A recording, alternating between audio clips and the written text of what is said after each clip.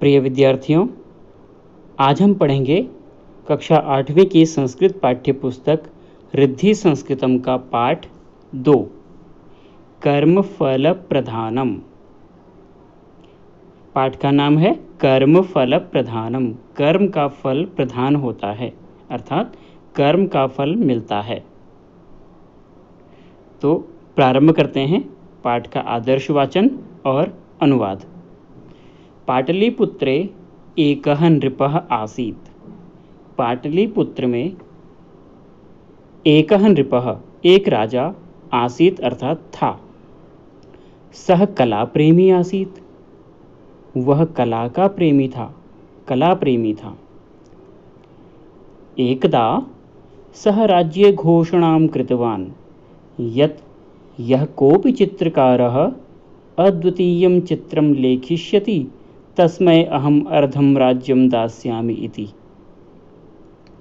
एकदा अर्थात एक बार, सह उस राजा ने, राज्ये घोषणां कृतवान अपने राज्य में घोषणा की, यत् अर्थात की, यह कोऽपि चित्रकारः जो कोई भी चित्रकार, अद्वितीयं चित्रं लेखिष्यति, अद्वितीय अर्थात अनोखा, अनोखा चित्र बनाएगा, तस्मै अहम अर्धम राज्यम दास्यामि इति, उसको मैं आधा राज्य दे दूंगा,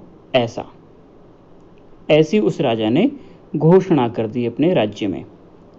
किंतु यदि चित्रम अद्वितीयम न भविष्यति तर्हि तस्मै मृत्युदंडम दास्यामि। किंतु यदि चित्र अनोखा नहीं होगा, अद्वितीय नहीं होगा, तो मैं उसको मृत्युदंड दे दूंगा, ऐसी राजा ने अपने राज्य में घोषणा की। नृपस्य घोषणां श्रुत्वा कोऽपि चित्रकारः साहसं न करोति स्म।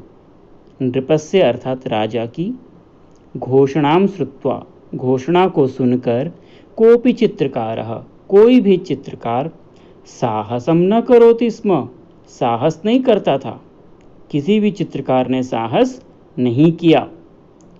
किंतु एकः युवा चित्रकारः चित्रं रचयितुं सिद्धः अभवत्। किंतु एक युवा चित्रकार, एक जवान चित्रकार, चित्रं रचयितुं, चित्र बनाने में, सिद्धः अभवत् तैयार हो गया, चित्र बनाने के लिए तैयार हो गया। तस्य साहसं दृष्ट्वा सर्वे चित्रकाराः तं बोधयन् अकथयन् अलं दुस्साहसेन। तस्य साहसं दृष्ट्वा, उस युवा चित्रकार के साहस को देखकर सर्वे चित्रकाराः, सभी चित्रकार, तं बोधयन् अकथयन्, उसको कहने लगे,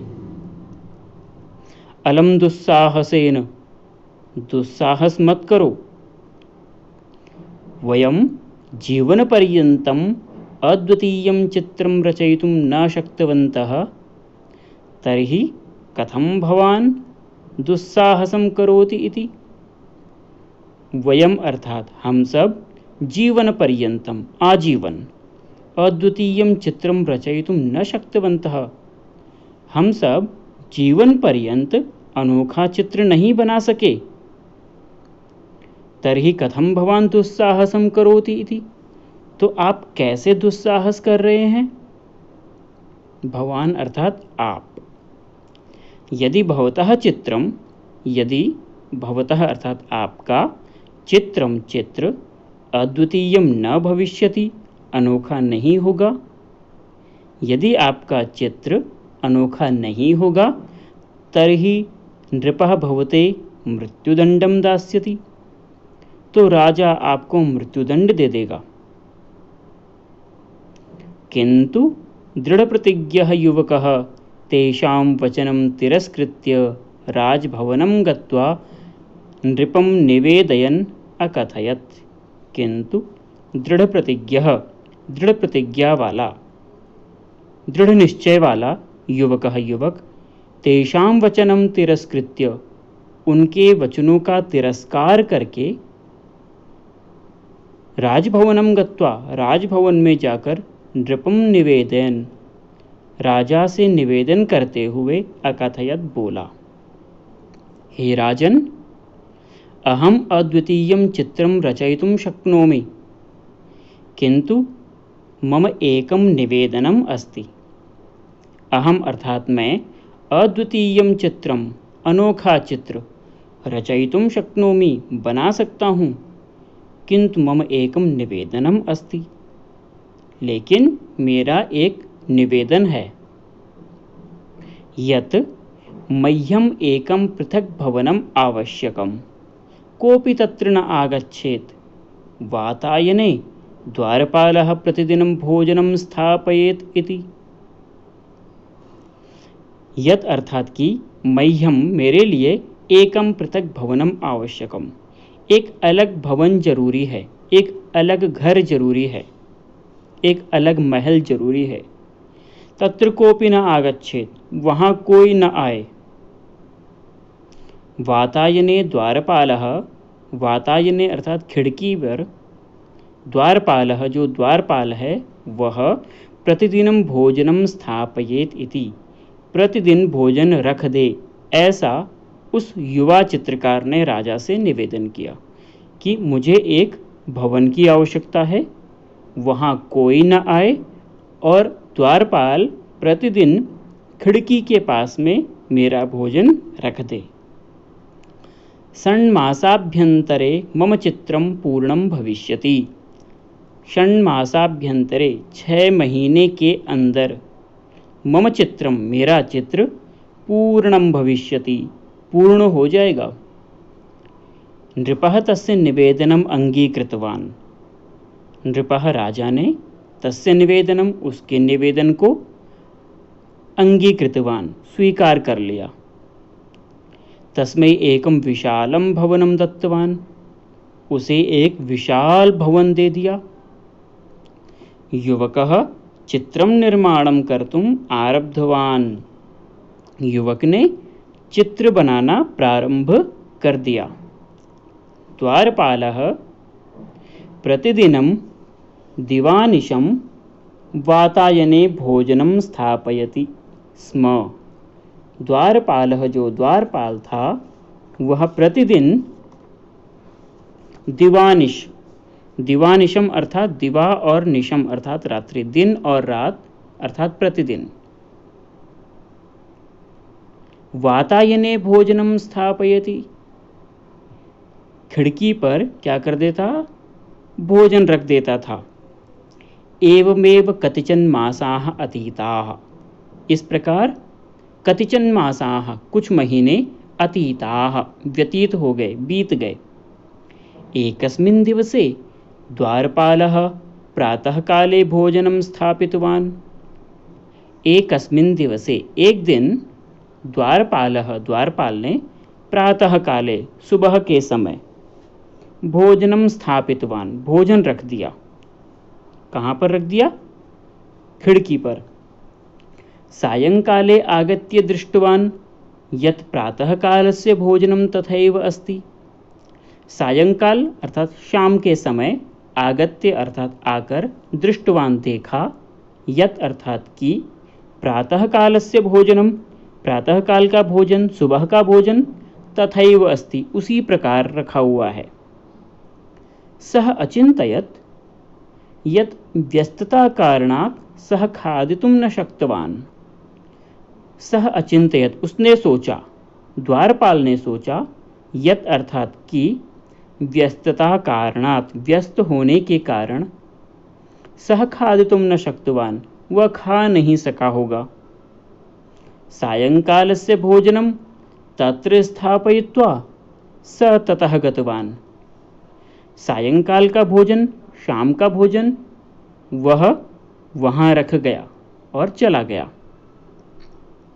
और सुबह वाला भोजन ले गया। प्रातः आगत्य दृष्टवान् यत् सायंकालस्य भोजनमपि तथैव स्थापितमस्ति। प्रातःकाल में आकर देखा कि सायंकाल का भोजन भी उसी प्रकार स्थापित है, उसी प्रकार रखा हुआ है। सह गत्वा नृपम अवदत्, वह द्वारपाल जाकर राजा से बोला, हे महाराज, चित्रकारः यह भोजनम न कृतवान। चित्रकार ने कल भोजन नहीं किया। यह अर्थात कल, बीता हुआ कल।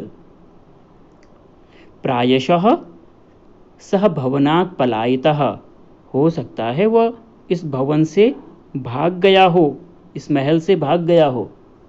नृपः द्वारपालेन सह गत्वा चित्रकारम् आहूतवान्, किन्तु अन्तस्तात् न कोऽपि ध्वनिः आगतः। नृपः अर्थात राजा द्वारपालेन सह गत्वा, द्वारपाल के साथ जाकर, उस भवन में जाकर चित्रकारम आहूतवान, चित्रकार का आवाहन किया, चित्रकार के लिए आवाज लगाई, चित्रकार को बुलाया। किंतु अंतस्तात्, किंतु अंदर से कोपि ध्वनि न आगतः, कोई भी आवाज नहीं आई। नृपस्य आदेशेन द्वारपालः द्वारम अत्रोटयत्। नृपस्य आदेशेन, राजा के आदेश से, द्वारपालः, द्वारपाल ने द्वारम अत्रोटयत्, दरवाजा तोड़ दिया। नृपः अन्तः गत्वा दृष्टवान् यत् अंधकारमये भवने एकस्मात् प्रकोष्ठात् दिव्यप्रकाशपुञ्जः निस्सरते स्म। नृपः अन्तः गत्वा, राजा अंदर जाकर देखता है कि अंधकारमय भवने, अंधकारमय भवन में, अंधेरे भवन में, एकस्मात् प्रकोष्ठात्, एक कमरे से, दिव्य प्रकाश पुंजः, दिव्य प्रकाश, बहुत तेज प्रकाश, क्या हो रहा है, निस्सरते स्म, निकल रहा था, बहुत तेज लाइट, प्रकाश सा था एक अंधेरे भवन में। नृपः भित्तौ अद्वितीयं चित्रं दृष्ट्वा विस्मितः जातः। वहां क्या देखा राजा ने, उस अंधेरे कमरे में जहां पर वो प्रकाश आ रहा था, भित्तौ अर्थात दीवार पर, अद्वितीयं चित्रम दृष्ट्वा, उस दीवार पर एक अनोखा चित्र बना हुआ था। उस चित्र को देखकर राजा विस्मितः संजातः, आश्चर्यचकित हो गए। तत्र चित्रकारः लेखनीं स्वीकृत्य उपविष्टः आसीत्। उस चित्र में क्या था कि चित्रकार लेखनीं स्वीकृत्य, लेखनी को पकड़कर, उस कलम को पकड़कर,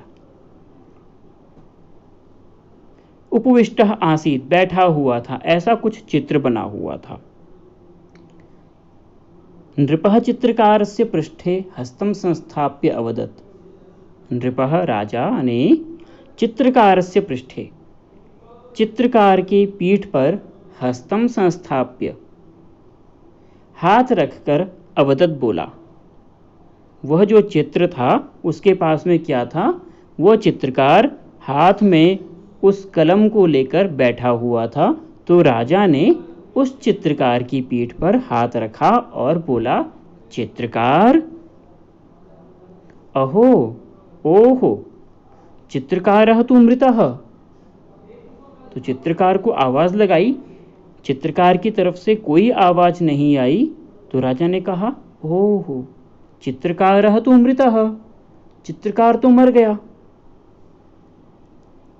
तस्य प्राणाः चित्रे समाविष्टाः, उसके प्राण इस चित्र में समाविष्ट हो गए, अंदर चले गए हैं। ऐसा लग रहा है कि ये जो चित्र बनाया है इतना सुंदर, इस चित्रकार के प्राण ही इस चित्र में चले गए हों, मानो ऐसा चित्र बनाया है जैसे सजीव कोई चित्र हो। नृपः अचिंतयत्, राजा ने सोचा, जीवने किमपि अद्वितीयं प्राप्तुं सर्वस्वं अर्पणीयं भवति।